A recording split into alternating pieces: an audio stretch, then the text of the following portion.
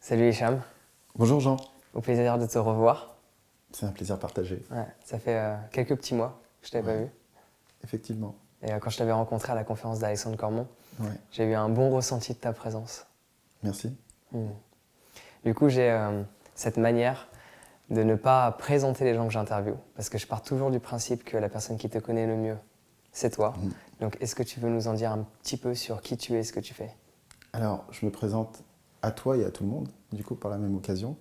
Hicham Akadam, donc je travaille dans le domaine du coaching mental. Donc, je vais m'orienter beaucoup plus sur tout l'univers du mental et tout ce qui est lié surtout au domaine de l'inconscient.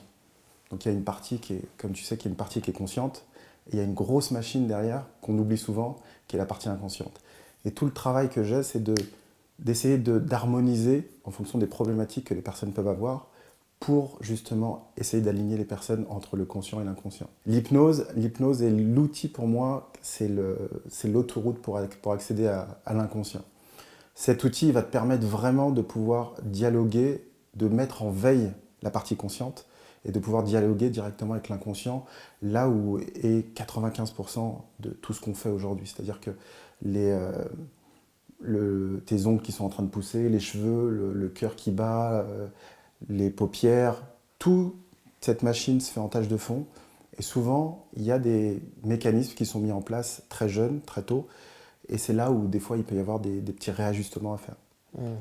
Donc, en gros, ton travail te permet d'aller voir un petit peu ce qui a pu se passer durant l'enfance d'une certaine Ouais, manière par rapport à tous ces schémas de pensée ou ces habitudes qui sont exactement. inconscientes dont Ouais. on...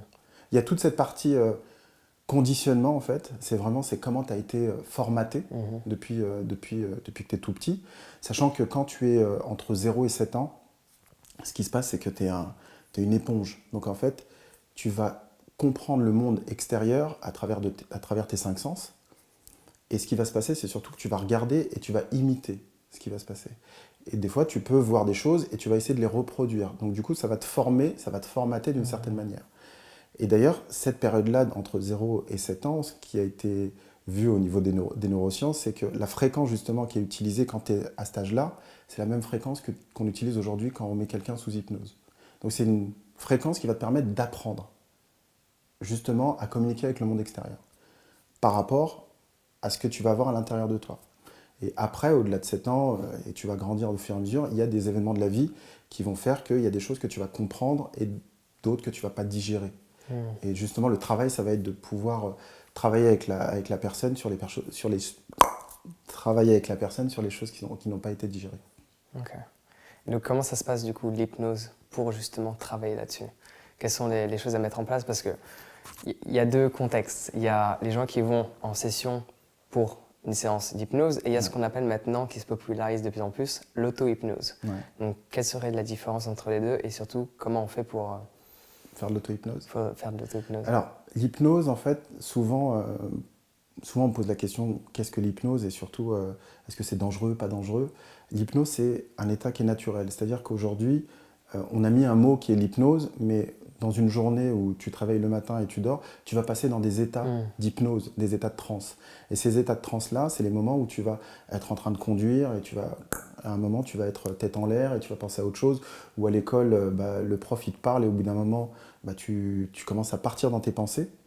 Et ben ça, en fait, c'est des moments d'hypnose, donc des moments de transe. Et tu vas remarquer que ces moments où tu t'évades, c'est les moments où tu vas pouvoir réfléchir différemment sur toi-même. Et justement, c'est de provoquer ce truc-là. Il y a plusieurs manières de le provoquer. Donc il y a des techniques pour provoquer, il n'y a pas de magie derrière tout ça, c'est des techniques, donc ça s'apprend. Et ces techniques vont te permettre de te faire basculer d'un mode A à un mode B. Et dans le mode B, on va pouvoir ensuite influencer à travers des suggestions. Les Ok. suggestions, c'est un peu, je reprends toujours la phrase où on te donne une suggestion, on va te donner un médicament, le médecin va te dire, et c'est la formule du docteur Coué, où on va te donner un médicament, et à la base, on va te dire, bah, prenez ça, vous irez mieux. Qu'est-ce qui fait que tu vas mieux? Le Hmm. médicament ou ce qu'on t'a dit? Moi, je crois fortement en l'effet placebo. Tu vois? Et c'est Hmm. exactement ça. Et derrière ça, si tu commences à te donner des auto-suggestions avant d'arriver à l'auto-hypnose, en te disant bah, je vais bien et chaque jour où j'avance, je vais me sentir de mieux en mieux, au bout d'un moment, tu vas passer dans ce mode-là et la phrase qu'on va te donner, la suggestion, elle va commencer à se répandre à l'intérieur de toi. Et c'est ce qui va faire qu'au bout d'un moment, tu vas changer ton mécanisme. Parce que les comportements que tu as, il y a beaucoup de réflexes dans ton cerveau. Il y a 3 niveaux de cerveau. Et il y a le niveau premier, là, qui est le niveau reptilien, en fait, où tu ne cherches pas à comprendre dès qu'il y a quelque chose, tu te barres ou tu te bats ou tu fais quelque chose. Le deuxième, où tu es au niveau émotionnel, tu vas réagir là-dessus. Et le troisième, c'est plutôt au niveau du cortex frontal, où tu vas réfléchir. Et l'idée, c'est que au bout d'un moment, ton inconscient, lui, ne se pose pas la question, c'est des réflexes. C'est-à-dire que si je suis à côté de toi, je tends la main, automatiquement, tu vas tendre ta main. Ouais. L'idée, en fait, c'est que tu ne te poses plus la question. Et ce qui va se passer, c'est que si tu as eu une enfance qui est d'une certaine manière, eh ben, tu vas avoir des réflexes qui vont se mettre en place. Et des fois, c'est des mauvais réflexes. C'est-à-dire que ça peut être des choses qui t'ont permis de surmonter une étape à un moment, mais au bout d'un moment, ça ne te sert plus aujourd'hui. Donc tu vas avoir toujours ces vieux réflexes, et des fois, faut les effacer, entre guillemets, quoi. Donc ça, c'est la partie hypnose. Donc l'hypnose, ça va être vraiment un outil qui va te permettre de passer d'un mode conscient à inconscient, entre guillemets, de passer entre les deux états. Il y a différents types d'hypnose. Il y a l'hypnose de spectacle. Donc là, c'est connu, on a vu, Mesmer est très fort là-dedans. Donc c'est faire un show qui va montrer les propriétés de l'hypnose, et tu vas penser que lui, il contrôle, parce qu'il lui a dit, fais le canard, et du coup, il fait le canard et tout ça. Et c'est du show. C'est-à-dire que ça marche, c'est vrai. Moi, j'étais le premier, quand j'ai connu l'hypnose il y a 20 ans, j'y croyais pas du tout. Et aujourd'hui, je sais que c'est vrai, parce que je suis passé de l'autre côté, il faut expérimenter. Ouais. Et je trouve qu'une des plus belles choses de la vie, c'est de vivre les choses, et pas juste de les lire ou je suis. Tu vois, le but de la vie, c'est de vivre. Donc du coup, il n'y a que ce côté-là qui va te permettre d'expérimenter les choses. Une fois que tu expérimentes, là, tu peux dire si tu sais ou pas réellement. Et donc j'ai fait de l'hypnose de spectacle, j'en fais toujours de temps en temps.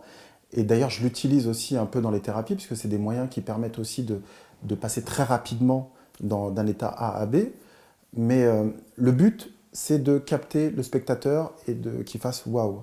En thérapie, le deuxième cas, c'est de dire on va travailler sur tes mécanismes de pensée, savoir pourquoi tu penses de cette manière-là, qu'est-ce qui t'a fait que tu penses de cette manière-là, peut-être que c'est dans ton enfance, on va aller regarder ce qui s'est passé dans ton enfance et on va changer l'angle de vue.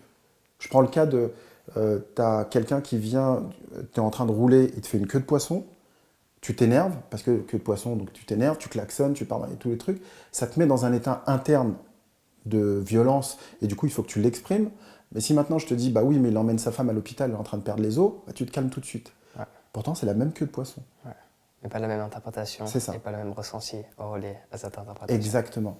Donc du coup, à partir de là, le but c'est, ce que je dis souvent en consultation, c'est arrêter de croire que vous êtes le centre du monde.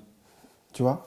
Ça, c'est difficile à accepter pour bon de personnes, c'est dur. Moi y compris, surtout il y a quelques années de ça, parce que notre ego, il est encore présent. Exactement, c'est une question d'ego. Et là-dessus, tu mets le doigt dessus, c'est que ton ego va te dire « je suis en danger, il a voulu me faire du mal ». Et en fait, il n'a pas voulu te faire du mal. C'est juste qu'il y a une action, un événement, et toi, comment tu regardes cet événement-là ? Ah bah automatiquement, si tu le regardes sous un œil en te disant « il a voulu me faire ça », parce que bah, finalement, quand tu regardes bien, dans ton passé, il y a quelqu'un qui t'a déjà fait peut-être un truc et tu t'es dit bah, c'est pareil, c'est le même environnement. Donc du coup, il a voulu me faire ça, donc je commence. Et puis de toute façon, mon père, il m'a toujours dit, il ne faut pas que je me laisse marcher dessus. Et puis du coup, et tu pars dans ce conditionnement-là, tu vas répondre automatiquement de cette manière-là. Si jamais tu n'as pas eu de problème et que tu ne comprends pas, tu vas dire, ah bah, je sais pas. Et tu passes à autre chose. Mais si ton ego commence à prendre le truc et te dire, ah ouais, mais là, il a voulu, je sens qu'il a fait exprès, il a failli me tuer, j'aurais plus machin, j'ai perdu ça. Tu pars loin en fait. Ton cerveau, il est parti dans le futur, dans une vision qui n'existe pas d'ailleurs, qui est purement de la peur, en te disant, mais ton corps, il est au présent. Donc tu as un décalage entre ton cerveau, il est en train de se balader dans le futur, en train de te faire flipper que tu vas mourir, et le corps présent qui te dit, bah, ton corps, il te dit rien. C'est ce que je dis, le corps, c'est ton inconscient en fait. C'est-à-dire que lui, il ne se pose pas de questions. Donc si tu lui projettes quelque chose de négatif, il va le vivre tout de suite. C'est le même principe avec les cauchemars. Tu te réveilles, tu as fait un cauchemar, tu as sauté d'une falaise, tu n'es pas bien. Pourtant, tu n'as aucune falaise, tu es dans ton lit, et tout va bien. Sauf que ton cerveau, il t'a emmené quelque part, ton corps réagit. Il ne se pose pas de questions. Il ne voit pas la différence. Exactement. Pas de différence entre l'imaginaire et le réel. Parce que c'est ça qui est intéressant quand même. Est-ce que l'imaginaire existe ou est-ce que le réel existe ? Lequel est l'imaginaire, lequel est le réel? C'est à toi de le choisir. Ouais, Et c'est là où c'est génial. C'est génial à ce niveau-là où tu peux te dire, bah, tu peux choisir. Et une fois que tu as compris que ton cerveau, c'est une machine qui a l'habitude de se balader dans le passé, pour les gens qui sont nostalgiques, qui disent ah, avant c'était bien, qui flippent en fait du futur, et tu as d'autres qui sont dans le futur, qui calculent plus le passé, et qui sont en train de se dire ouais je vais mourir, si jamais je passe mon permis, je vais me prendre une voiture, et du coup je vais pas passer le permis, et qui se mettent dans un état d'échec. L'idée c'est ton cerveau, tu peux soit le mettre là, mais tu peux aussi le laisser au présent. Et là tu es déjà beaucoup plus aligné. Après quand on passe en mode coaching, et que tu veux booster quelqu'un, tu peux prendre une vision qui est positive dans le futur en disant voilà ce que tu veux obtenir, imagine que tu l'as. Comment tu te sens? Parce que tu vas le sentir automatiquement. Ouais. Et à partir de là, ta fréquence va changer, ce que tu exactement. vas faire va changer, ta manière de Et tout penser va va changer. changer. Ouais. Ta manière de voir les choses va changer parce que tu l'as déjà vécu quelque part. Et moi, j'ai une anecdote, c'est la première fois que je me suis pris une amende juste pour une... c'est pas bien. J'ai pris une amende pour un stationnement où du coup, j'avais pas payé le stationnement. J'ai vu l'amende, j'étais pas bien en fait. Mais une fois que tu en as une, deux, trois, ton émotion, elle change en fait au bout d'un moment. Tu prends l'habitude. Donc, la répétition va faire qu'au bout d'un moment, ça va passer dans un mode inconscient. Et genre, tu vas ouvrir ta boîte à gants, tu te dis ah, putain, j'ai tout ça comme truc. Ça ne te fait plus rien. Donc du coup, le cerveau, c'est vraiment l'étape clé qui va te permettre, si tu arrives à contrôler ton cerveau, là où tu veux aller, tu vas y aller. Si tu veux aller dans le passé et ruminer à chaque fois, ouais, il m'a fait ci, il m'a fait ça avec mon ego, ouais, j'aurais dû faire ci, t'as vu, j'aurais dû placer cet argent-là, j'aurais dû faire ci, bah tu restes dans le passé en fait. Ouais, et ça ne permet pas de changer la situation. Non, tu restes dans le passé. C'est ce que tu demandes à ton cerveau il dit ok, tu veux voir quel film? Ah bah ok, Jean il a demandé, il faut qu'on regarde ça. Ok, bah tu viens, tu l'as. Et finalement, ton corps va être là. En fait, ton corps, c'est la résultante de ce que tu penses. Donc du coup, si tu as des maladies, si tu te sens pas bien, c'est juste parce que tu ne penses pas bien. Une fois que tu as compris que tu ne penses pas bien, tu dis ah ouais, Ça, j'adore. il y a un truc. Ça j'adore. Parce que du coup, ça permet aux gens, je trouve, de ne plus s'identifier à une maladie ou à quelle que soit l'émotion. Le problème n'est pas moi, c'est ça. Mais la pensée qui me traverse l'esprit. Exactement. Parce que cette pensée crée quelque chose. Et tu dis bien la pensée, pas ma pensée. Ouais. Faut même pas s'approprier cette pensée-là. C'est juste, il y a une pensée, ok, elle est comme ça, je peux faire ce que je veux. En fait, souvent, tu vois, dans les trucs de cinéma, t'as le mec, t'as le réalisateur, t'as Toi, t'es un réalisateur, t'es pas l'acteur en fait. Arrête de croire que t'es l'acteur. Tu peux faire ce que tu veux. Donc du coup, change d'angle de vue. Si cette scène n'est pas bien, change l'angle de vue et tu fais la même et tu passes d'un truc qui était dramatique à un truc où tu dis waouh, c'est génial. C'est juste un angle de vue. Moi, il y a des trucs que je comprends pas. Moi, tu vas me montrer par exemple des tableaux de Picasso. Moi, j'y connais rien. Honnêtement, je vais regarder, je vais dire ouais, c'est. Mais t'as des mecs qui vont dire waouh. Comment ça se fait que moi je dis.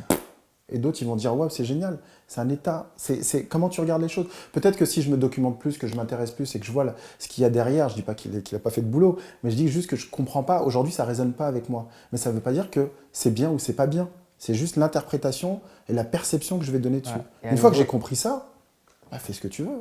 Et à nouveau, ça s'est influencé aussi par du coup, notre passé. Oui. Parce que dans ce passé, il y a des gens qui nous entouraient, qui eux voyaient les choses d'une certaine manière. Exactement. Un exemple que surtout en région parisienne, on peut observer, tout ça en tant qu'homme et je dirais encore plus en tant que femme, quand on croise le regard d'une autre personne que l'on ne connaît pas et qu'on fait un sourire à cette personne, généralement en région parisienne, même si on a une bonne énergie, ça passe pas toujours. Ouais, pour différentes raisons. Quand on est un homme, pour certaines raisons. Quand on est une femme, pour certaines raisons. Ouais. Quand on sourit à un homme ou une femme, la réaction n'est pas la même. Mais généralement, elle n'est pas extrêmement joyeuse. C'est ça. De manière générale.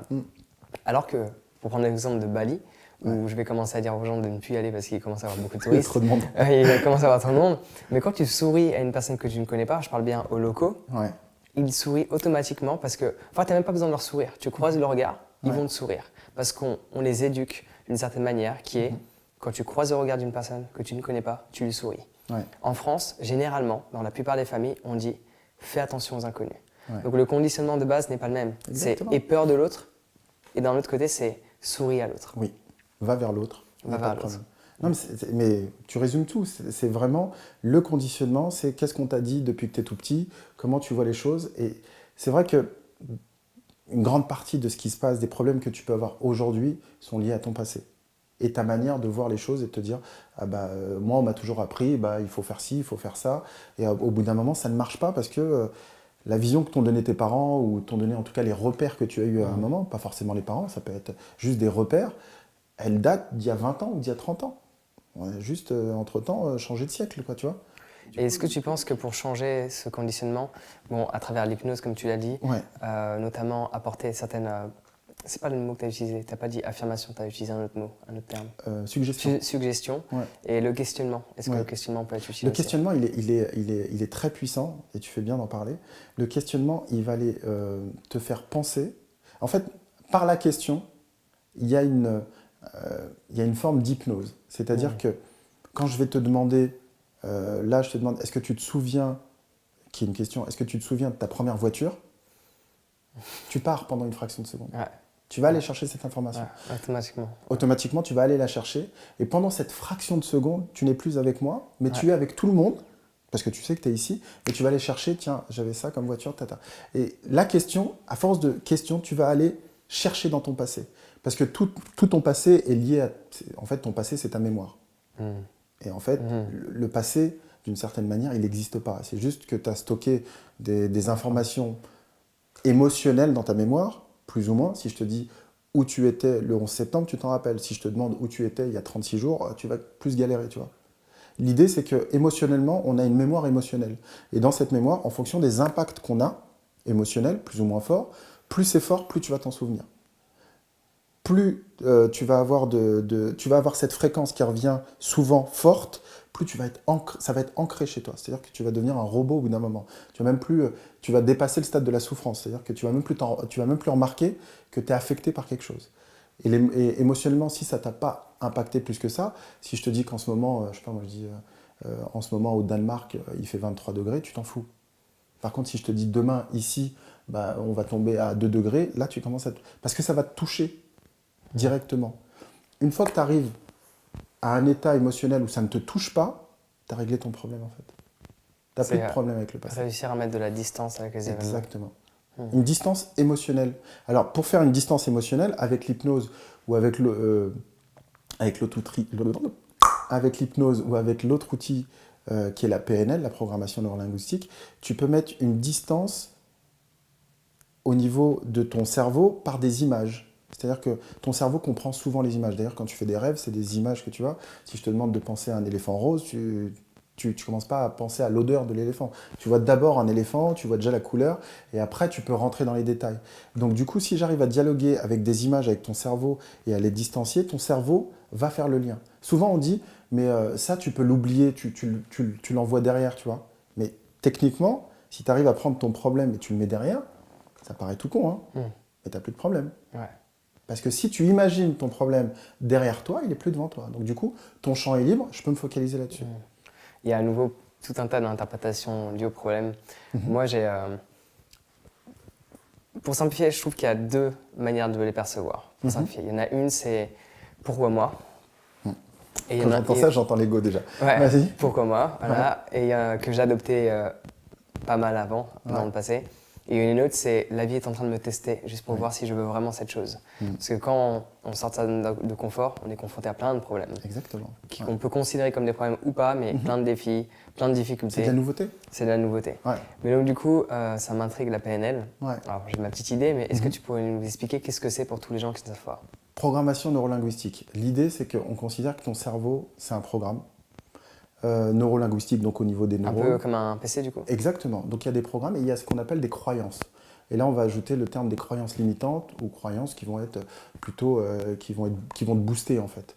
Et l'idée, c'est que si tu as une croyance qui est limitante, qui est faut pas que je regarde les hommes dans les yeux parce que sinon ma mère elle m'a dit ça, jamais tu vas regarder quelqu'un dans les yeux.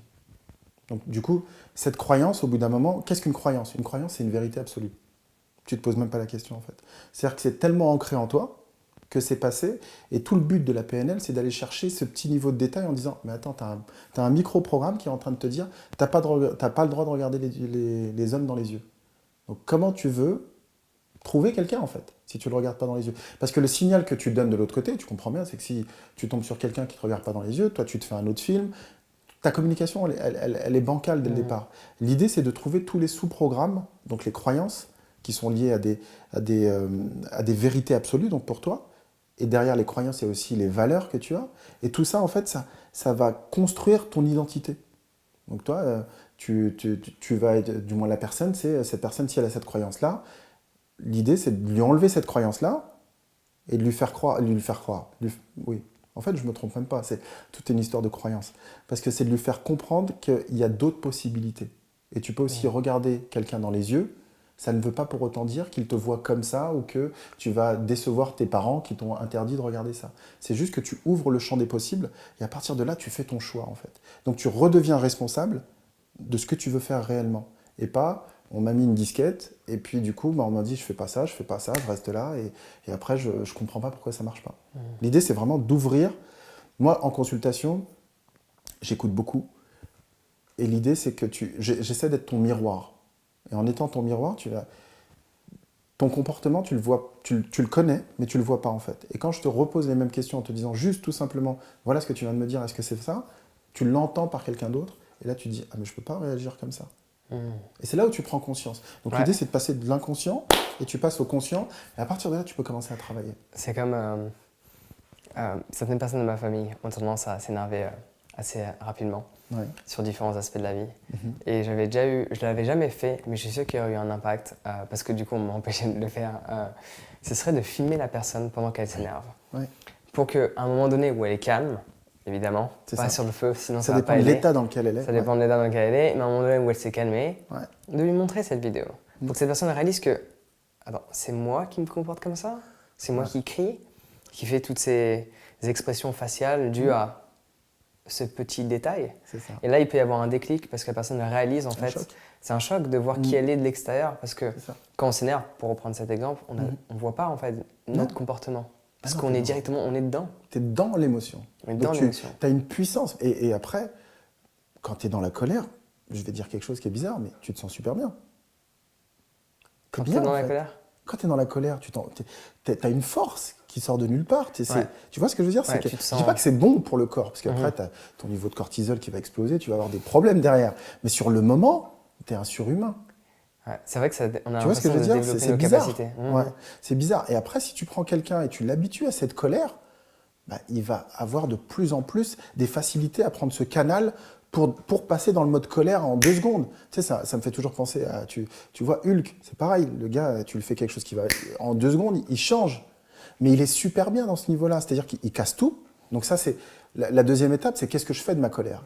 Le problème, c'est pas d'avoir la colère, parce que, je veux dire, si on a la colère, c'est qu'elle sert à quelque chose. Il y a un but. Entièrement d'accord. Donc du coup, le problème, c'est j'ai le droit d'être en colère.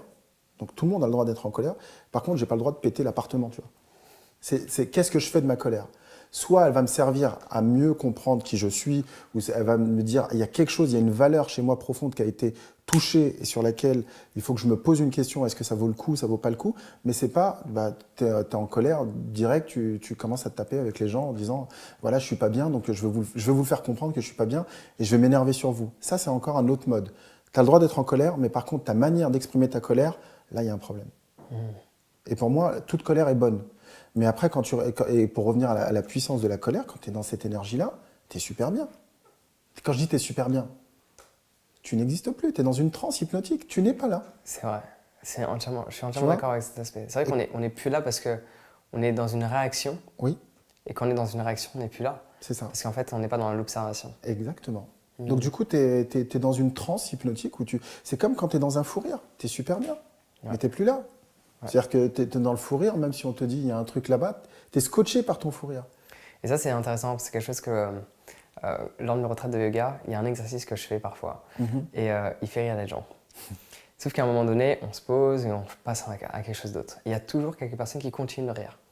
Et certes, on pourrait voir qu'un aspect positif là-dessus. Sauf qu'au final, une personne qui continue de rire, elle rigole par rapport à quoi? Par rapport à ce qui se passe ou ce qui s'est passé? Exactement. Et si on n'arrive pas à contrôler une image quand tout va bien, on ne pourra jamais la contrôler quand tout va mal. Et tu rigoles. Des fois, tu peux penser, et d'ailleurs, ça fait plein d'embrouilles, ça, où tu vois quelqu'un et il te fait penser à quelque chose, tu rigoles, et l'autre, il se dit, il se fout de ma gueule ou quoi? Mais toi, tu es déjà ailleurs, en fait. Ton cerveau, il est encore parti ailleurs, et tu rigoles, et après, quand il vient te voir, il dit, qu'est-ce qu'il y a? Il y a un problème, ce que je te dis? Et là, tu dis, non, moi, j'étais dans mes pensées, en fait. C'est encore une fois ta pensée, ton cerveau, qui va te guider, et qui va traduire, et ton corps va traduire ce que tu es en train de penser. Donc, ce que tu es en train de penser, je me dis, putain, il me regarde bizarre ou il y a machin, c'est pas par rapport à moi, où mon ego va me dire, ah, t'as vu, il se fout ta gueule, il est en train de te regarder. Non, c'est juste que lui, il est en train de penser quelque chose, il a le droit de penser ce qu'il veut. Ouais. Ça ne veut pas forcément dire qu'il est en train de me dénigrer ou pas. Et combien même s'il a envie de me dénigrer, est-ce qu'on est obligé d'aller aussi loin que de se mettre en colère pour... Tu vois, l'idée, c'est, tu as une image, parce que là, du coup, on va attaquer la notion d'image, il y a l'image de soi. Tu as une image et tu veux la défendre. Et ton ego, c'est ton guerrier, quoi. Il s'est attaché à Il cette est là. image. Il te dit, ouais, moi, je suis le meilleur cuisinier du monde. Et toi, tu arrives, tu viens de goûter mon plat et tu me dis, c'est de la merde. T'es qui? Tu vois le truc? Alors que, ça se trouve, le plat, pour lui, il est pas bon. Il est pas bon, on va passer à autre chose. Qu'est-ce qui fait que tu es le meilleur cuisinier du monde? Qu'est-ce qui a donné ce Graal de... C'est les gens, de manière générale, ils t'ont dit, bah, t'es le meilleur. Et alors? Et au final, est-ce que c'est vrai pour autant? Ouais, et la finalité, est-ce que tu es heureux? Exactement. Si maintenant tu penses que tu es le meilleur parce que les gens t'ont donné le Graal et t'ont dit oui, c'est toi, bah, le jour où ils vont te l'enlever, tu vas pleurer. Parce que tu t'y es attaché. Et là, on arrive à l'attachement. Et l'attachement, ça n'a rien à voir avec l'amour. Souvent en consultation, j'ai des personnes qui viennent en me parlant je suis amoureuse, amoureux de lui ou de elle. Et du coup, ce qui se passe, c'est que ils vont me parler, et là, on va attaquer à la dépendance affective. C'est-à-dire que pour eux, ah non, mais s'il parle, non, mais tu l'aimes pas, tu es juste dépendant, tu es juste attaché à lui. Ouais. Et là, Attaché à cette personne comme si c'était un objet. Oui, parce que tu fais un transfert de ton homme idéal ou ta femme idéale sur lui, et tu dis, si jamais lui, je l'ai plus, ça y est, c'est mort. Mais en fait, c'est de l'attachement, en fait. Tu l'aimes pas. Parce que pour venir à l'image de soi, je pense que c'est relié à comment nous, on se perçoit, et on ne se perçoit pas sans cette personne. Oui, parce que tu considères que là, ton ego va te dire, si tu l'as pas, tu tombes. Donc du coup, il faut que je l'ai. À quel prix? N'importe. Et du coup, tu as des couples qui font n'importe quoi parce qu'ils se disent, bah non, le mec ou la nana se dit, non, je vais pas le quitter parce que si jamais je le quitte, je perds tout. Mais t'imagines quand tu dis tout, c'est énorme. Alors que tu as toujours ta vie, tu peux te réveiller, respirer, boire, manger. Et ben, c'est exactement ça. C'est que les trucs de base, bah, tu les as zappés parce que tu es focalisé sur, si je le perds, je perds tout ça, je vais là, et je perds. Et ça fait partie des blessures, des blessures du passé que tu as, des blessures de l'âme, la trahison, le rejet, l'humiliation, l'injustice, l'abandon. Et c'est des trucs que tout le monde, de manière générale, tu as un petit penchant là-dedans. Je veux dire, c'est pas... Par rapport soit à la famille, soit à l'école voilà. quand tu es jeune. Et tout. Et ça t'a formaté aussi quelque part, ça te fait des blessures. Et en fonction de ces blessures, tu vas mettre, un masque pour te mettre en position de bah, j'ai pas mal, quoi. Non. C'est-à-dire que la personne qui est justement en dépendance affective, c'est une personne qui va absolument, elle veut pas que tu partes, quoi, à n'importe quel prix. C'est l'abandon, jamais.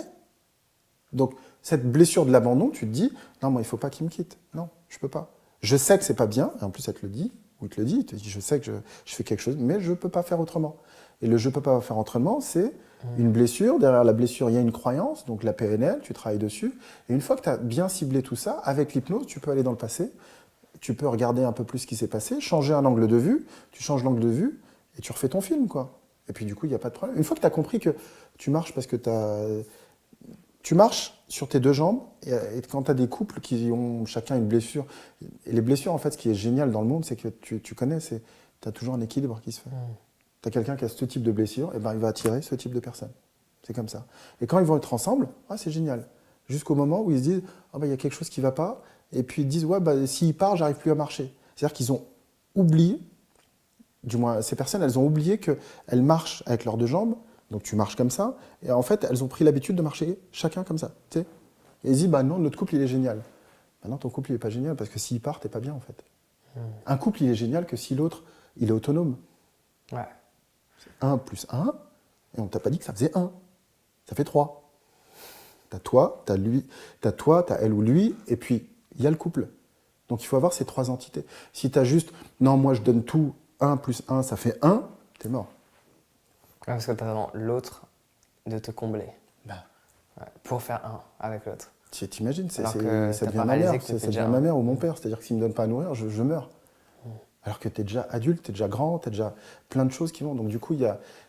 Tous ces mécanismes du cerveau te font comprendre qu'il y a des choses, des fois, qui se passent dans ton passé, qui te font...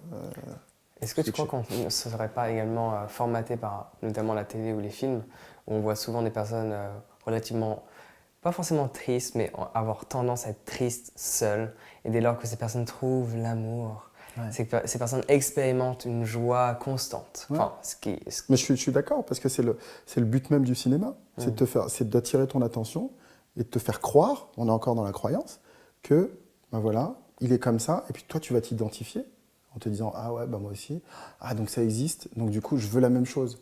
Je veux Walt Disney, c'est les meilleurs, c'est le numéro un. Je veux un prince charmant qui vienne le jour du mariage avec un cheval. Bah non, t'auras pas ça. Arrête, tu te fais du mal en fait. T'auras pas un prince charmant qui vient avec un cheval. Ou il faut déménager, ça dépend où t'es. Voilà, c'est ça. Ou alors c'est un Indien. Mais ce que je veux dire, c'est qu'on te met ça en tête et le jour où tu l'as pas, tu dis mon mariage c'est de la merde. Ouais. Parce que tu as perdu. Là où le cinéma est fort, c'est qu'ils te mettent un environnement qui est beau, où le mec il passe de pauvre à millionnaire et puis on fait des super belles histoires. Mais au final, on a perdu l'être. C'est quoi le plus beau en fait? C'est la personne avec qui tu te maries. C'est la personne avec qui tu vas partager tes moments de bonheur, tes moments de souffrance. Et pas que les moments de bonheur. Donc du coup, il y a toujours cette égalité, cet équilibre. De toute façon, si tu te partages que des moments de bonheur et pas les moments de malheur, ton couple ne tiendra pas. Donc alors c'est super chouette de partir aux Maldives, c'est super, mais si jamais tu as une banqueroute, tu fais quoi? Tu démissionnes? Non. En fait, ça fait partie d'un équilibre. Et si tu t'amuses à faire que les bons côtés, bah, tu vas faire ce que font certaines personnes, c'est que tu peux devenir une personne à partenaires multiples. Tu prends le meilleur des mondes. Ah bah salut, ok, ça me va pas, salut, je vais voir quelqu'un d'autre. Et tu fais ça. Et tu papillonnes jusqu'au... Et ça, tu vois, dans mon observation, je me suis posé des questions si, parce que je l'ai fait aussi, cet éparpillement. Papillonnage. Je me pose la question pour revenir à ce que tu disais avant par rapport à tout ce qu'on a pu vivre dans l'enfance, etc., qui nous formatent. Justement, je me posais cette question par rapport à les premières réactions qu'on a eues ou le premier comportement qu'on a eu envers nous quand on était jeunes. Ouais. On nous a touchés. Ouais. On nous a pris dans les bras. Et ce papillonnage est peut-être aussi, je pense, relié au fait qu'on a besoin de... maternelle? Ouais, on a besoin d'être touché pour se sentir d'une certaine manière exister aux yeux d'une autre personne. Après, justement, ça dépend de comment tu l'as vécu, toi. Tu as vécu cette séparation à ce moment-là. Si tu as vécu cette séparation en disant bah, moi, je ne peux pas vivre, et là, on parle plus de l'abandon, je ne peux pas vivre sans l'autre, sans quelqu'un, alors que tu as deux personnes qui vivent très bien toutes seules. Hein.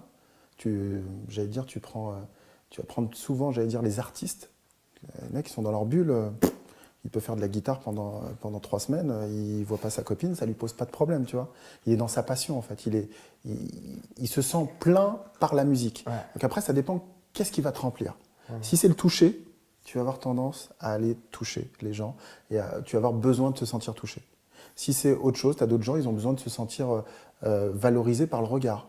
Ah bah il m'a regardé, donc ça veut dire que je suis important ou importante pour lui. Donc tu as des modes, tu as des langages qui font que tu as des gens, ils viennent, ils t'offrent plein de cadeaux. Et tu te dis, ah il m'a offert des cadeaux, donc il m'aime. Qu'est-ce que tu mets derrière le mot amour? Est-ce que tu as besoin d'être touché? Et tu fais partie des gens qui, entre guillemets, qui ont besoin de ce côté tactile. Est-ce que tu as besoin d'avoir des paroles qui soient valorisantes? Ah bah lui, ah bah mon mari, ou ma femme. Ou bien est-ce que tu as besoin d'avoir des cadeaux? Ah bah il a pensé à moi, ou des petites attentions. Ou alors tu as des gens qui rendent service. Ah tu as besoin de ça? Moi j'y vais. Parce que quand il m'a rendu service, c'est qu'il m'aime. Donc c'est une sorte de validation de soi. Ouais. C'est toi, en fait c'est toujours, tu parles que de toi à travers les autres. Et les autres n'existent pas. Il n'y a que toi qui existe. Et qu'est-ce que tu fais? Qu'est-ce que tu donnes comme rôle aux autres? Une fois que tu as compris ça, et tu dis, et tu fais de l'introspection, tu dis, mais lui, je l'aime bien. Mais qu'est-ce que j'aime bien en fait chez lui? J'aime bien ça parce qu'il me rend ça. Mais en fait, c'est ton miroir, ce mec-là. Toi, tu te vois à travers la relation de l'autre et tu commences à te dire, mais en fait, c'est pas lui que t'aimes, c'est ce qui te renvoie. C'est-à-dire que demain, il disparaît, il s'appelle Jean-Jacques, et tu tombes sur elle et tu dis, ah, c'est pareil, c'est bon. Et en fait, la personne, on essaie de cristalliser nos besoins internes sur des trucs extérieurs. Je prends le cas, par exemple, d'un doudou. Le doudou, tu as le bébé, il a le doudou, la maman, elle va dormir, elle lui dit, tiens, mon doudou. Le fait de donner le doudou, c'est comme si la mère, elle donnait une partie d'elle, et l'enfant, il cristallise le rôle de la maman à travers le doudou. C'est pour ça que le jour où tu lui enlèves le doudou, il ne comprend pas. C'est une deuxième séparation. Tu vois ce que je veux dire? Est-ce Et que on du fait coup ça tu pareil. penses qu'on vit tous cette séparation au tout début, due à ce doudou? Parce que Euh, du coup, la plupart des enfants, ils sont attachés, du moins de ce que je J'allais crois. dire en Occident. Après, Oui, pas partout, tu vois. effectivement. Ouais, Je parlais principalement ouais, de l'Occident. ouais. Parce qu'il Ouais, y en a plein de pays où ils n'ont pas de doudou, les enfants. ouais, ils se posent même pas de questions. Les petits ils dorment à 4-5 l'un à côté de l'autre et ils se sentent en sécurité. L'idée, c'est de se sentir en sécurité. Ouais. Pourquoi la sécurité? Parce que la sécurité, c'est le fondement de tes besoins de base. Si tu as la sécurité, la peur n'arrive pas en fait. Ok, alors ça c'est une notion super intéressante, je trouve, Mhm. pour reprendre un peu la pyramide de Maslow, du coup. Exactement. Au niveau de la sécurité, c'est quoi du coup les notions à avoir pour se sentir dans cette sécurité? Qu'est-ce La, qu'il faudrait mettre en place? la sécurité, il y a plusieurs types de sécurité. Il y a la sécurité extérieure, si tu as un toit, tu as de quoi manger et tout ça, tu vas pouvoir t'élever un peu dans cette pyramide et pouvoir commencer à penser avec le dernier stade où tu vas penser au développement de soi, tu vois. Et si tu n'as pas de quoi manger, on ne va pas commencer à parler de développement de soi. Le mec, il se pose juste, il se dit, moi je sors, il faut que j'aille manger. Donc il te faut tes besoins primaires, il faut que ça soit, il faut que physiologiquement, biologiquement, il faut que ça soit déjà nourri. Et après, tu vas commencer à monter cette étape-là en te mettant dans une étape un peu plus psychologique. Mais de base, il te faut un toit, il te faut à manger, et à partir de là, il faut que tu défendes ta tribu, entre guillemets, pour que tu te sentes bien. Si c'est pas un chez toi, tu dors pas. Mais nous, aujourd'hui, on a cette chance, en fait, et souvent on l'oublie, on vit un siècle où, du moins quand tu habites en France, où relativement t'es bien, en fait. T'as pas Ouais. ce problème-là. Ouais. Donc du coup, tu vas te chercher d'autres problèmes, parce que l'homme aime les problèmes. Donc du coup, on va chercher d'autres problèmes qui sont à un niveau beaucoup plus haut dans la pyramide, où c'est des problèmes psychologiques. Moi, tu prends par exemple, tu prends la Deuxième Guerre mondiale. Il y a eu la guerre mondiale, donc il fallait tout reconstruire. Donc les gens sont mis à reconstruire un maximum de choses. Leur préoccupation première, c'était d'avoir un toit et de quoi manger. Après, tu as des générations, les enfants ont fait ça. Tu prends la génération aujourd'hui, c'est une génération Snapchat. Ils ne se posent même pas la question Ouais, de je vais dormir où. Et c'est triste parce que tu ne vois plus, surtout tu es un peu plus âgé que moi, Ouais. et même moi qui suis moins âgé que toi, je peux voir qu'il n'y a plus de Ouais. jeunes qui jouent dans la rue, qui font Non. du foot ou du... Enfin moi je me souviens, on était avec des toupies. Ouais. Et oui, parce que du coup, aujourd'hui, ça n'existe plus. Du moins, tu vas l'avoir. Je pense que ça va revenir à un moment, mais j'espère en tout cas que ça revienne à un moment, parce que du coup, ça crée de la connexion. Aujourd'hui, c'est virtuel. Donc, Ok, ça veut dire est-ce que tu penses que du switches. coup ce virtuel déconnecte les gens? Oui, parce que le virtuel, il attaque aussi au niveau du cerveau. Tu sais, dans le cerveau, tu as un truc qui va être ton système de récompense. Et les jeux sont addictifs. C'est comme ça, en fait. Je veux dire, autant que la cigarette, tu commences. Fortnite, ça a explosé, c'est pas pour rien, en fait. Tu vois ce que je veux dire? Tous les jeux. Moi, à l'époque, c'était Mario Bros. Et au bout d'un moment, Mario Bros, tu l'as fini, tu l'as fini. Aujourd'hui, ça se finit pas. C'est comme les séries, ça ne se finit plus. Tu prends une série, les 5 dernières minutes, il t'arrive un truc, tu dis ah, je m'y attendais pas. Et du coup, il capte ton attention et tu dis ah, il faut que je continue. Et en fait, c'est tellement bien fait que tu sois sur Netflix, sur YouTube ou ce que tu veux, que l'épisode d'après, il s'enclenche automatiquement. Donc, tu n'as même plus besoin de te poser de questions. Si tu fais rien, il démarre. Avant, il fallait que tu attendes le mois d'après pour avoir ton truc. Donc, entre-temps, tu te déconnectes et tu commences à respirer, tu vas jouer au foot, tu fais ce que tu veux. Là, c'est mort. D'ailleurs, ils sont tellement... Marketingement, ils sont tellement forts quand ils te descendent une série, quand ils te la download, ils ne te descendent pas un épisode. Ils te descendent une saison.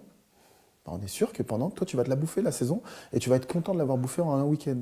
C'est-à-dire que pendant un week-end de ta vie, tu es resté chez toi, à regarder la série, tu as envoyé ton cerveau à droite, à gauche, tu as eu les excitations, donc dans ton corps, tu es bien, parce que quand tu sors, tu dis, ouais, génial, Game of Thrones, c'est génial, j'ai adoré, il a fait ça, là, là. Ah, mais au Daenerys, final, elle n'existe pas. T'as pas vécu quoi. Daenerys, elle n'existe pas. T'as pas vécu. La vie, elle est faite pour être vécue. Donc si tu le fais pas, bah, tu vis la vie de quelqu'un d'autre, ou tu fantasmes quelque chose, mais concrètement, tu n'avances pas, en fait.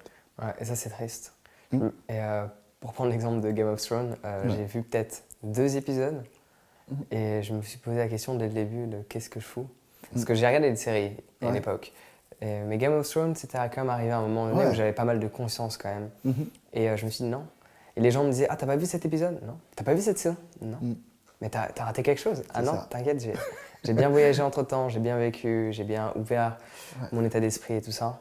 Et parce que durant ce temps-là, en fait, c'est ça le truc, je pense, qui pourrait aider les gens, c'est de se poser la question, pendant le temps que moi je perds à visionner Ouais. Et donc, du coup, à ne pas être le réalisateur, pour reprendre les mots que tu utilisais Ouais. au tout début de cette interview, le réalisateur de mon propre film, Ouais. de ma propre vie, je suis un observateur. Durant ce temps-là, il y a des gens qui sont le réalisateur de leur propre vie Ouais. et qui sont en train de confectionner des choses. Exactement. Et moi, je suis juste là, assis sur mon canapé à regarder un écran. Ouais. Et Alors, peut-être ça peut créer un Ça peut être du déclic. divertissement, tu vois, parce que Ouais. de temps en temps, tu veux relâcher. Mais il Mais faut je dis- relâcher après un effort. Et on est là, c'est là. Le problème, On il est s'assied là. pas sur le canapé sans être allé courir. Exactement. Ça sert à rien. C'est comme je vais m'inscrire à un truc de sport ou de diète et de machin. Je vais avoir tous les papiers, tous les bouquins, ou même un livre. Je vais acheter tous les bouquins pour me former dans ce truc-là. Et puis, une fois que tu les as, bah, tac, Game of Thrones et c'est parti, quoi. Et l'idée, t'es capté, en fait. Tout le truc, et c'est ce que je dis dans les formations, c'est faut faire attention à ton attention. La clé, elle est là, en fait. Ton attention, c'est ce qui va faire que tu vas donner de l'énergie là où tu regardes. Imagine que tu as des super pouvoirs, et si tu regardes là, et tu passes beaucoup de temps dessus, ça va gonfler. Que ce soit positif ou négatif. Ouais.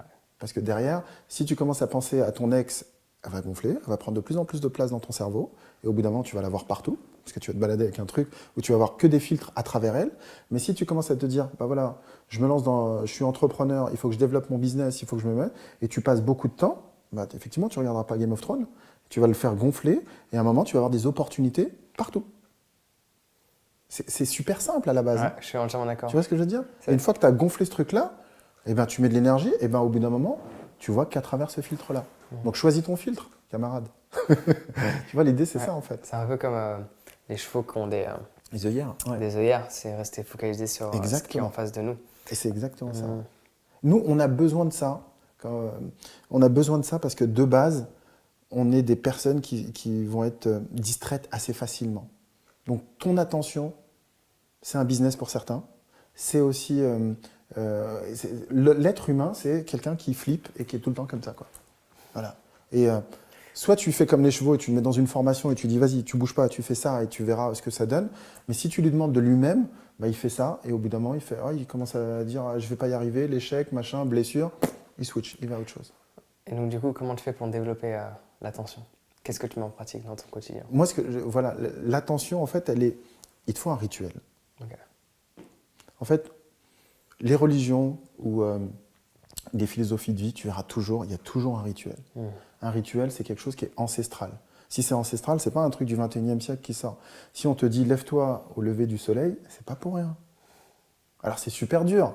Ouais. C'est super dur, tu vois. Franchement, je suis pas le trou, je vais me lever et tout. Mais tu commences ta journée le matin, prends un moment pour toi le matin, tu commences à mettre ce rituel en place, tu vas voir que ta journée, finalement, elle est longue.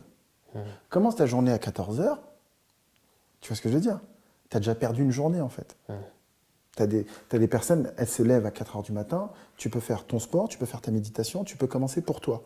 Après, tu peux regarder ce qu'il y a pour le monde, et il est 10h du matin, bah, tu as déjà quasiment fini ta journée, tu peux commencer à enclencher autre chose. Tu peux passer ton après-midi à faire autre chose, à passer avec tes gamins, à passer à développer autre chose, à faire quelque chose. Mais tu changes ton état d'esprit, ne sois pas cadencé par « Ah ben… » Parce qu'aujourd'hui, malheureusement, ça marche comment? Le standard, c'est tu te lèves le matin, il est 7h, petit-déj 8h, 8h je pars, je vais au travail, 9h, 9h, 18h, 18h les enfants, machin, 20h devant la télé, 22h dodo. Ta journée, elle est comme ça. Mais ça, c'est qui t'a dit de faire ça, en fait? Si ce n'est pas la société, le conditionnement qui fait que ah bah, les enfants, il faut les envoyer à l'école, il faut les mettre à la… Mais toi, après, tu peux les déposer à l'école, ça t'empêche que tu peux te lever à 4h du matin. Qu'est-ce que tu veux faire dans la vie? Si tu n'as pas cet objectif-là, si tu n'as pas d'objectif, tu vas faire ça. Donc tu ne vas pas développer ton attention. Bah non, moi, tout le but, c'est de me dire, je me focalise sur ce truc-là et je mets mon énergie dedans. Il faut d'abord trouver son objectif. Oui. Ton objectif, il faut que tu le saches. Alors, après, il y a des je veux dire, après, il y a des séminaires, des ateliers pour te justement aider à trouver ta voie et voir ce que tu veux faire vraiment et savoir ce que tu as dans les tripes. Parce que c'est pas parce que tu as vu quelqu'un faire une vidéo, tu dis, ah, bim, je vais faire vidéo. Et tu vois. Non, il faut regarder un peu plus, ça se creuse. Ouais. Tu sais, souvent, ça demande du temps. Exactement. Ils vont devoir faire une vidéo, c'est super simple, tu as posé une caméra, non, vas-y, lève-toi, fais ça. Et tu vois, il faut l'expérimenter et le vivre pour comprendre. Tu vois, souvent, tu as ces personnes qui te disent « Ah, bah, je l'ai vu faire, c'est vite fait ce qu'il a fait, c'est pas terrible. » Ah, fais-le. Ouais. Fais-le. Après, ça, c'est peut-être l'ego qui critique parce qu'elle préfère n'ose pas le faire, peur d'échouer. Donc c'est mieux de critiquer le travail d'une autre pour, par rapport à sa propre vision, mettre la personne à son échelle. Bah, c'est ça, mais les haters, tu dois en avoir. Qui traînent dans. Tu vois, dans les trucs, t'imagines l'énergie qu'il dépense le gars pour ça. Moi, ça m'attriste. Ça m'attriste parce que je me dis que. Ça m'attriste et ça me motive. Ça m'attriste dans le sens de me dire. Ça te motive parce que tu le transformes. Oui, ça m'attriste premièrement parce que du coup, je suis là. Pourquoi? Et ça me motive parce que je me dis que j'ai encore du travail. Ouais, parce que derrière, tu le prends comme un challenge. Tu vois, et tout le travail du coaching, justement, c'est de.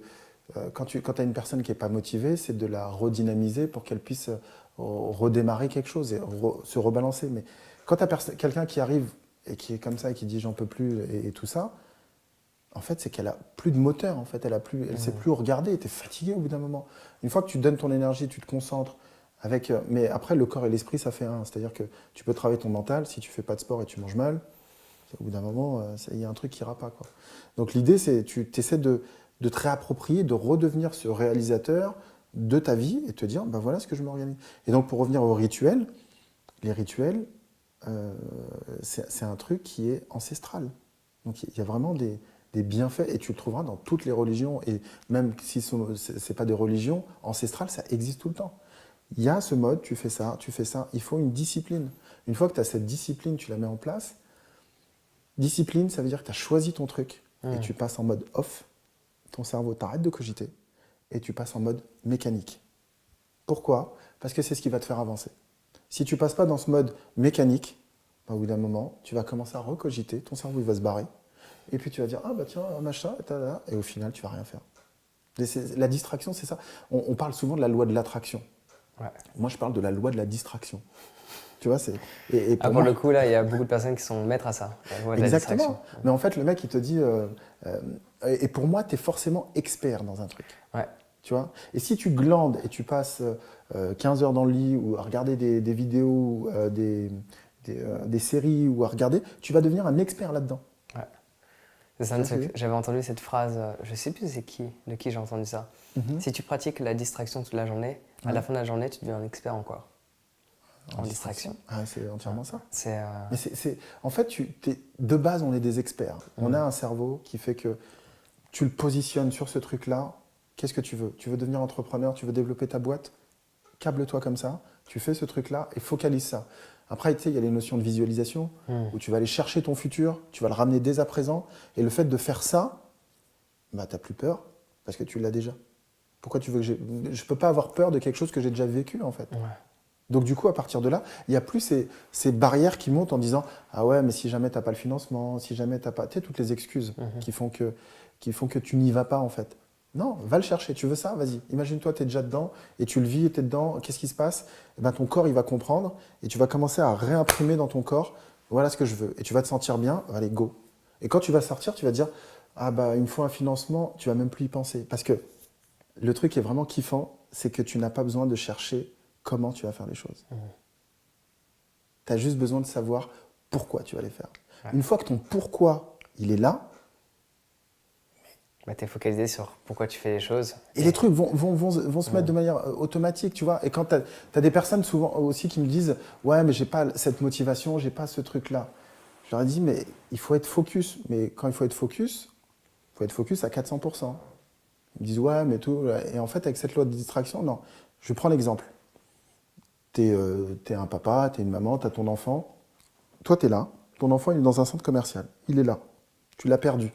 Ça fait 5 minutes, tu le cherches. Tu l'entends. Tu l'entends, papa, je suis là, là, là, là. Qu'est-ce que tu fais? Tu commences à chercher. Il y a du monde là au milieu. Là. Tu fais quoi? Tu passes ton temps à dire bonjour, excusez-moi, est-ce que je peux pousser? Tu vas dégager tout le monde. Ça, c'est de la détermination. Là, t'es focus. Là, tu vas aller chercher ton truc. Parce que tu sais que c'est… Là, tu prends n'importe quelle mère, elle perd son fils, tu lui dis, il faut traverser la rivière, pose même pas de question. Elle y va. Il n'y a pas de, est-ce que je sais nager, est-ce que je sais pas nager? Les excuses à 2 balles, t'en as plus. Comme par hasard, il n'y a plus rien. C'est, voilà, qu'est-ce que je veux? Je vais aller le chercher. Là, tu vas y arriver. Si tu n'as pas atteint ce truc-là, c'est mort. Cherche même pas, en fait. Ne démarre même pas le truc. Tu vas perdre ton temps. J'avais cet exemple du feu. Par rapport à la fatigue des gens qui pensent être fatigués en permanence ou avoir la flemme en permanence. S'il y a les pompiers qui tapent à ta porte, tu vas réaliser que tu n'es peut-être pas fatigué. Exactement. Mais c'est exactement ça. C'est ces croyances que tu as, ce conditionnement qui fait que... Et en fait, au-delà des croyances, tu as une sécurité, c'est-à-dire que c'est tranquille. Est-ce que tu as vraiment besoin de le faire? D'ailleurs, si tu étais en train de te faire bombarder dans un autre pays, tu ne te poserais pas ces questions-là. Tu serais là, tu serais éveillé, mais laisse tomber, en mode... Voilà, tu es un animal et tu dégaines, tu ne te poses pas de questions. Là, ici, on a des matelas 26 cm, tu vois ce que je veux dire? Tu es dans un confort. Et ce confort fait que, si tu l'as pas, c'est pas grave, tu peux attendre. Des matelas de 26 cm. Tu vois? Ouais, c'est vrai. Donc tu peux attendre, tu vois. Mais je veux dire, si t'es en Inde ou en Chine ou je sais pas quoi, tu as un matelas, il fait 2 cm, je peux te dire que quand le mec il te réveille, tu es au garde à vous tout de suite. C'est le confort, justement, c'est ce côté-là. Maintenant, ton môme, tu l'as perdu. Je peux te dire que la foule, tu vas tracer, tu vas faire des dégâts, peut-être, mais tu vas avoir ton objectif. À partir de là, on peut commencer à travailler. Sinon, ça sert à rien. Si c'est pour faire semblant, tu perds ton temps et je perds mon temps, en fait. Ouais. Et c'est pour ça que l'objectif, c'est le numéro 1, c'est de savoir ton objectif. Et 2, tu focalises. Et 3, si tu as des problématiques, des blocages qui font que, ouais, tu as tendance à... T'as des tendances, t'as des restes d'histoire du passé qui sont pas très finalisés, très digérés, parce que souvent, mon métier, c'est aussi de faire digérer les choses. C'est bizarre à dire, mais l'idée, c'est que dans ton passé, tu digères les choses, et une fois que tu les as digérées, tu peux les évacuer, il n'y a pas de problème. Si ça reste là, tu vas le vomir. Alors des fois, c'est bien de le vomir, et du coup, ça passe par des phases où tu as une tristesse, voilà, mais il y a un moment, il faut se reprendre et redémarrer, quoi. Parce que tu as des gens qui vomissent et qui rebouffent leur vomi, tu vois. Donc du coup, et c'est vraiment de se dissocier, c'est l'ego, au final, et c'est pour ça que le coaching fait lier aussi, pour moi, ma vision du coaching, l'hypnose, il y a aussi ce côté spirituel. Il y a le côté, ton ego, tu as un système, tu as une loi d'attraction, tu as un équilibre qui se fait. Ces types de personnes, elles se mettent toujours avec ce type de personnes, du moins, toujours, peut-être pas, mais souvent avec ce type de personnes, ce que tu fais, il y a toujours un impact par rapport à ton histoire de vie, quoi. Donc ça, c'est plutôt ce côté-là, quoi. J'aurais une petite question du coup par rapport aux émotions, dû à tout ce qu'on a pu partager au tout début. Ouais. Comment tu fais pour contrôler tes émotions? Est-ce que tu les contrôles, premièrement? C'est ça déjà, en fait. Parce que déjà, tu vois, c'est ça le truc qui est génial. C'est dans ta question, il y a déjà ta manière de percevoir les choses. Il y a le mot contrôle je me dis contrôle. Qui est un mot fort. C'est pour ça que je renchéris sur est-ce que tu les contrôles? Tu as raison. En fait, contrôle, ça veut dire que je veux contrôler, ça veut dire qu'il y a derrière... Qui dit contrôle dit peur. Ça va ensemble. Okay. Tu vois ce que je veux dire? Si tu as le contrôle, c'est que tu as peur quelque chose. Tu n'as pas de contrôle. T'as pas de... Je veux dire, je suis pas, mais admettons, art martial, je suis 10e dan d'un truc. Je vois un mec dans la rue. Je me pose même pas la question, en fait, tu vois ce que je veux dire? Si par contre, je suis juste à mon premier truc et je suis comme ça, je vais chercher de canaliser, de verrouiller mon environnement pour justement contrôler, parce qu'il y a cette peur. Donc du coup, ça me fait penser à un autre truc. Des fois, c'est bien d'avoir peur aussi, parce que du coup, tu peux être assis sur tes lauriers et te dire, ouais, tout tranquille, et tu vois pas le truc arriver. Mais là, l'idée, c'est vraiment de se dire, est-ce que tu peux contrôler tes émotions? Tes émotions, elles sont naturelles, tes émotions, c'est la vie. Est-ce que je peux contrôler ma vie et ce qui arrive? Si tu peux faire passer le soleil de l'ouest à l'est et de l'est à l'ouest, oui, mais sinon tu peux pas. Tu peux juste gérer l'expression de tes émotions. Mais tes émotions, quand tu as été touché, tu as été touché. Il n'y a que toi qui peux me dire ça t'a fait mal. Si ça t'a fait mal, après on peut travailler dessus pour que la fois d'après, ça te touche moins émotionnellement. Mais c'est pas pour autant que ça va disparaître et du jour au lendemain, je vais pas... Non, c'est juste qu'au lieu de regarder ta peine, tu vas te focaliser sur autre chose. Et on va pouvoir avancer. Et la vie, les émotions, c'est comme les saisons. Tu en as 4, les émotions, tu en as plein, et ben tu vas passer dans toutes les émotions. C'est pas parce que l'hiver, c'est chiant, parce qu'il fait froid. L'hiver, il est aussi nécessaire. Ouais. La tristesse, elle est aussi nécessaire. Donc du coup, c'est des choses de la vie. Vouloir contrôler ça, cherche pas à avoir un été tu vois, toute l'année. Ça n'a pas de sens, tu vas mourir en fait. Tu as besoin de ces phases-là. La phase, tu vois, les animaux, ils l'ont, ils hibernent, et c'est pas pour rien. L'été, il est là, et c'est pas juste pour aller à la plage et kiffer, tu vois. Donc il y a une utilité derrière tout. Ouais. En fait, pour moi, l'idée, en fait, c'est... Quand je dis contrôle, la question, c'est est-ce que tu peux contrôler les émotions? Ça veut dire qu'il y a des choses qui ne te plaisent pas dans les émotions. Et je veux voir le verre à moitié vide, à moitié plein, on s'en fout. Tu as le verre, il est là, et la réalité, c'est... Il est comme ça, point barre. Ça, j'adore. Tu vois? Ça, j'adore. Il y avait Jim Rohn, ouais. je suis sûr que tu connais, ouais. Surtout si on parle de PNL et tout ça, qui disait, il y avait cette phrase, bon, je la traduis en français, je paraphrase un peu, mais il disait, Oui, le verre il est à moitié vide. Qu'est-ce qu'il y a? Tu peux pas gérer ça? Parce qu'il y a toute cette dynamique de le verre n'est pas à moitié vide, il est à moitié plein. Ah ouais. Mais s'il est à moitié plein, il est aussi à moitié vide. Bah Tu oui. n'arrives pas à gérer le fait qu'il soit à moitié vide. Mm. Et après, moi, mon point de vue, c'est il y a un verre avec de l'eau. Sois C'est tout. reconnaissant. That's it. Ah, mais c'est exactement ça. Tu vois, on est toujours en train de regarder ce qu'on n'a pas. Ouais. Et quand tu regardes ce que tu n'as pas, ça veut dire que tu es en train de calculer ce que tu as. Mais Ouais. tu as peur de ce que tu as en te disant bah, peut-être que je ne l'aurai pas. Si je ne l'aurai pas, bah, du coup, il faut que j'en prenne plus. Il faut que... Non. Tu sais, dans toutes les religions, il y a la gratitude. Ouais. Tu prends n'importe quelle religion, tu prends quelle philosophie, la gratitude, tu l'as. Et parce que à un moment, ton ego, il va t'envoyer dans un truc en te disant hey, tu n'as pas la dernière voiture. C'est dommage. Tu n'as pas le dernier iPhone. C'est dommage, tu ne pourras pas mettre l'application. Mais tu as juste oublié qu'un téléphone, c'est fait pour téléphoner. Le truc de base, tu ne l'utilises pas. Ouais. Aujourd'hui, tu as la faculté de pouvoir respirer, voir, sentir, toucher. Tu peux faire plein de trucs et tu te focalises en disant ah ouais, mais j'ai pas l'iPhone. Tu vois, c'est grossier le truc, hein. Mais en fait, le travail, il est là-dessus. C'est juste de... Le problème, c'est que ton ego, il va t'identifier à un truc. Et tout le travail, c'est de désidentifier en te disant, non pas que tu n'as pas besoin du dernier iPhone, parce que voilà, mais c'est juste de te dire, tu veux faire quoi? Tu veux faire quoi avec? Ouais. Elle est où l'utilité? Pourquoi tu veux ça? Tu vois, le pourquoi, moi j'ai une théorie, c'est que le pourquoi et le comment. Le pourquoi, je le cherche jamais dans le passé. Si je commence à chercher le pourquoi dans le passé, je suis mort. Pourquoi ça m'est arrivé? Pourquoi il m'a fait ça? Pourquoi machin? Tu sais, toutes les histoires bizarres, les questions bizarres du genre il m'a largué, pourquoi il m'a fait ça? J'aurais dû, pourquoi? Pourquoi j'ai pas pensé à ce truc-là? C'est mort. Le pourquoi, tu le prends, tu le mets dans le futur. Pourquoi je veux faire ça? Ok, tu as des vrais trucs, là tu peux y aller. Le comment, c'est pareil. C'est comment dans le futur, on s'en tape. Si tu es déterminé, tu vas y arriver, ça va venir à toi, ne te pose pas de questions en fait. Et du coup, dans le passé, tu peux aller utiliser le comment. C'est comment j'ai fait pour réfléchir comme ça. Là, ça devient un outil, un levier, en te disant, à partir de là, j'ai fait ça, et le comment devient ton instructeur. Comment je fais ça? Le comment du passé. Le comment du passé, pardon, devient ton instructeur parce qu'il va te faire rejaillir quelque chose qui va te permettre de grandir. C'est comment j'ai fait ça pour éviter de le refaire. Et dans le passé, j'ai pas besoin de comment. Pourquoi dans le passé? C'est te casser la tête en fait. Pourquoi elle m'a fait ça? Pourquoi il m'a fait ci? Pourquoi? Ton ego est en train de te parler. Tu vas perdre ton temps et tu n'avanceras pas plus vite en fait. Par contre, tu le mets dans le futur, c'est nickel. Donc pour résumer, tu es là. Comment dans le passé pour apprendre de tes erreurs du passé? Comment j'ai fait ça? Et pourquoi je veux faire ça?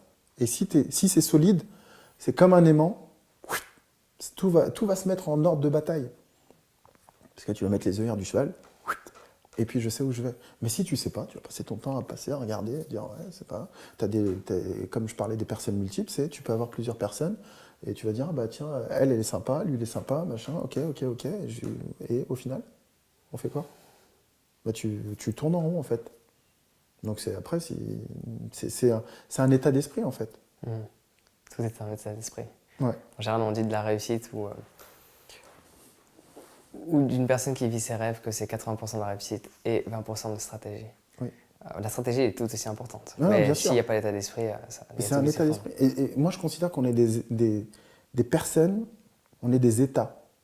C'est-à-dire, quand je dis des états, on est constamment des états émotionnels qui sont en train de bouger. Pourquoi je veux la dernière voiture? Parce que avoir la dernière voiture, ça va me donner un état émotionnel qui fait que je me sente bien. C'est ça que je cherche. Je ne cherche pas la dernière voiture. Tu vois, les personnes viennent me voir et me disent moi, si j'ai pas cette nana. Non, c'est pas ça. Tu n'as pas compris.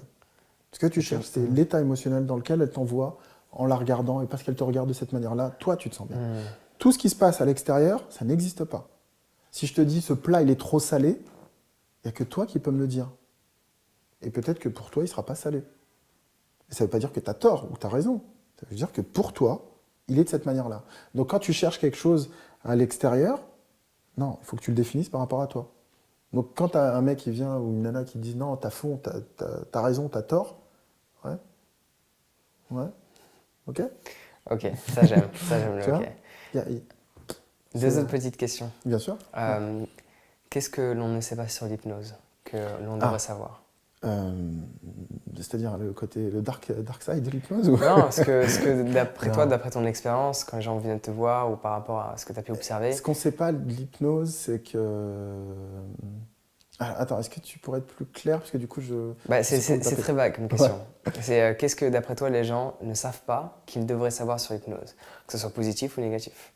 Peu importe. Ah ouais. Alors, l'hypnose, c'est pas un outil magique. Souvent, tu as aussi ce type de personnes qui se disent « Moi, je vais aller le voir, il va me faire...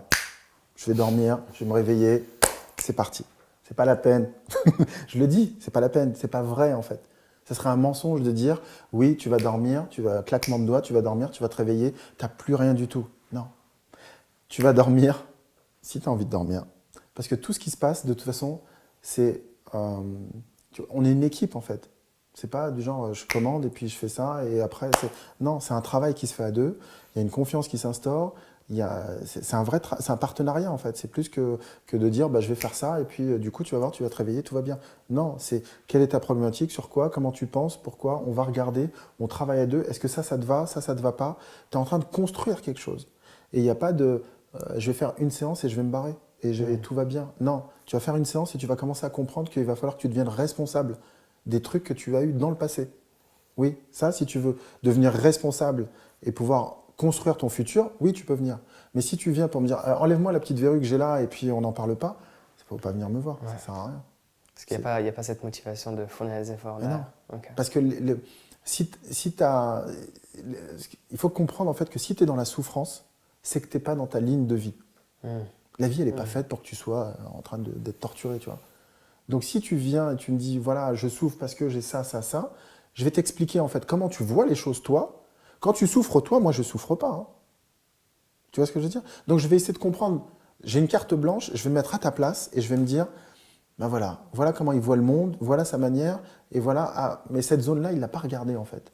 Tiens, essaie de regarder ton regard par là, ça donne quoi? Ah ben je me sens bien, pas bien, ok, on va regarder ça. Et on co-construit quelque chose à deux. Et à partir de là, toi, tu grandis et tu commences à comprendre que bah, finalement, la carte qui était là, qui est ton conditionnement, bah, finalement, elle est plus grande. Donc, je peux faire ça. Qu'est-ce qui t'empêche? Je prends un cas. Qu'est-ce qui t'empêche d'aller à Bali, en fait? Si ce n'est toi, en fait. Ouais. Tu vois ce que je veux dire? Ouais.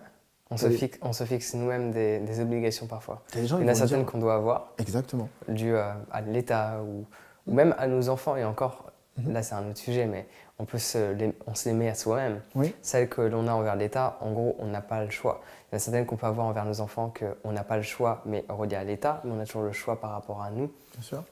Mais c'est vrai qu'il y a pas mal d'obligations que l'on se fixe. Tu vois, et ces obligations, tu as des personnes qui vont se dire « Ouais, Jean, il est parti à Bali. » Mais vas-y, prends le billet, vas-y.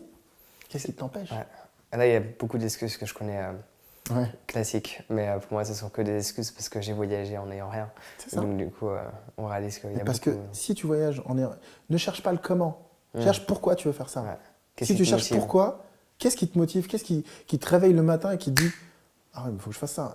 Il faut que tu comprennes un truc. Moi, quand je parle avec les personnes, ce que je leur dis, il faut que tu comprennes un truc, c'est que si tu ne te lèves pas, tu es mort. Lève-toi pour une chose. Tu te lèves pour ça, là, tu vis. Si tu ne te lèves pas, bah reste, assis-toi, regarde Netflix, bon courage. J'ai rien contre Netflix, hein. mais tu vois ce que je veux dire? Regarde, et tu sais, c'est Gary Vee, je sais pas, tu vois. Ouais, je vois. Il y a un truc j'ai trouvé génial en fait. Il t'explique le truc, c'est que tout le monde de manière générale, soit tu es un producteur, soit tu es un produit. Fais ton choix en fait. J'avais jamais entendu ça. Tu vois? Et le truc, et c'est pareil pour Facebook. Tout le monde te dit, ouais, Facebook c'est génial, c'est gratuit. Ah non, c'est toi le produit. Tu vois ce que je veux dire? T'es le produit à travers ton attention. Exactement. T'es le produit en fait. Donc du coup, il n'y a rien de gratuit dans ce monde. Si tu veux, les trucs. Donc à partir de là, si tu as envie si tu sais pourquoi tu dois aller à Bali ou tu dois aller au Mexique et tu as un truc, tu vas voir que tu vas mettre des œillères et à travers les filtres que tu vas mettre, justement, et c'est là-dessus où on travaille justement en coaching, de mettre les bons filtres, c'est-à-dire que le de voir le filtre de l'échec, le pessimiste, ça marche pas, c'est de te dire, ah bah tiens, bah tu vas commencer à te dire, tu vas même voir des fois que ton voisin, le mec, il travaille dans une boîte qui peut t'emmener dans un truc à côté. C'est juste que tu n'as jamais parlé avec ton voisin parce qu'avant, tu n'étais pas dans ce filtre-là. Tu as des opportunités, elles sont partout. Ouais. Comme le disait Oprah Winfrey, les opportunités, c'est comme les autobus. Ils arrivent, il faut juste les prendre. Exactement. Dernière petite question. Ouais. D'après toi, comment on fait pour être heureux du coup? Quel serait l'élément essentiel? Même s'il y en a plusieurs, quel serait l'élément essentiel? Heureux, c'est une question philosophique. Heureux, ça dépend ce qu'on. Heureux, c'est se sentir bien, c'est être heureux physiquement. Par rapport à ta définition. Je pense que, en tout cas, aujourd'hui, on mélange beaucoup être heureux et avoir du succès. Pour moi. C'est pas parce que tu as du succès que tu es heureux. C'est pas parce que tu es côtoyé, tu es reconnu dans la rue, que des gens ils te disent ouais, tu as des millions de vues ou je sais pas quoi. C'est ce qui n'est pas mon cas d'ailleurs. Mais l'idée, c'est. Parce que je les ai en coaching. Donc je sais en fait que de l'autre côté, c'est pas ce qui te rend heureux en fait. Ce qui te rend heureux, c'est surtout d'avoir une connexion, déjà avec toi-même et vis-à-vis du monde où tu es bien entouré et tu sens que. Tu sais, c'est ce qu'on disait là, il y avait ce côté service, de rendre service et de servir à quelque chose. Pardon. Et l'idée, c'est vraiment de se dire, bah, j'ai une mission et je sais pourquoi je suis là. Et à partir de là, ton environnement va changer, les gens autour de toi vont changer et ça va te remplir en fait. Si tu es entouré de parasites, tu es entouré de machins et tu commences à faire ça, t'es pas sur. Ça va être difficile d'être heureux. Et en fait, pour revenir à l'attachement, tu vas essayer de capter, d'attraper des trucs et de te dire, si j'ai pas ça, je suis pas heureux. Et une fois que tu l'as, bah, t'es pas heureux. Tu vas dire, moi je veux la dernière voiture, je veux un Porsche Cayenne, une fois que je l'ai, ça veut dire que j'ai réussi ma vie. Tu as le Porsche Cayenne, bah, qu'est-ce qui se passe? Bah, tu commences à comprendre qu'il faut aller passer à la pompe à essence pour payer le truc, qu'il y a une assurance qu'il faut payer, le pneu, il coûte, à lui tout seul, il coûte 400 balles.